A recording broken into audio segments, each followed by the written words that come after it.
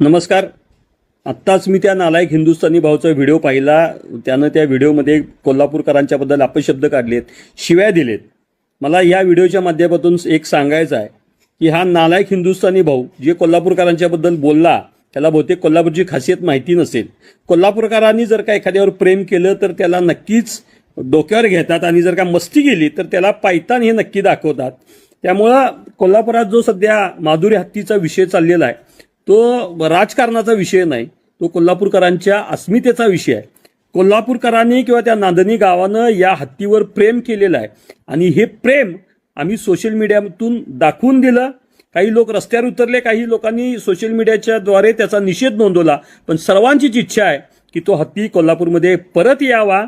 तू ज्या अंबानीची सुपारी घेऊन जो बोलतोयस ना, तो अंबानी तुझा बाप असेल, आमचा कोल्हापूरकरांचा नाही. त्यामुळे तू स्वतःला हिंदुस्थानी भाऊ नाही तर भाडखाऊ भाऊ म्हटलास तर हे चुकीचं ठरणार नाही.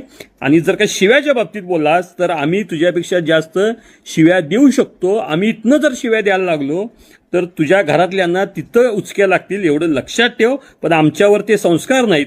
आणि याचं उदाहरण जर का बघायचं असेल, तू स्वतःचा जो व्हिडिओ टाकलायस त्याचा कॉमेंट बॉक्स ओपन कर, मग तुला कोल्हापूरकर हिसका का असताय ते दाखवता येईल.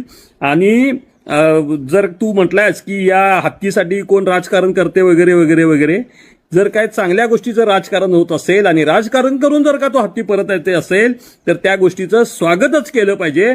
त्यामुळे दुसऱ्याच्या सुपाऱ्या घेऊन कोल्हापूरकरांच्या नादाला लागू नको. पराडाला सुद्धा आम्ही कोल्हापुरी हिसका दाखवलेला आहे. तुला जर बघायचं असेल तर कोल्हापुरी पायतान घेऊन तुझ्या स्वागताला आम्ही तयार आहे. तुझे सोशल मीडियावर बोलायस ते कोल्हापुरात येऊन बोलून दाखव, एका बापाची औलाद असलास तर.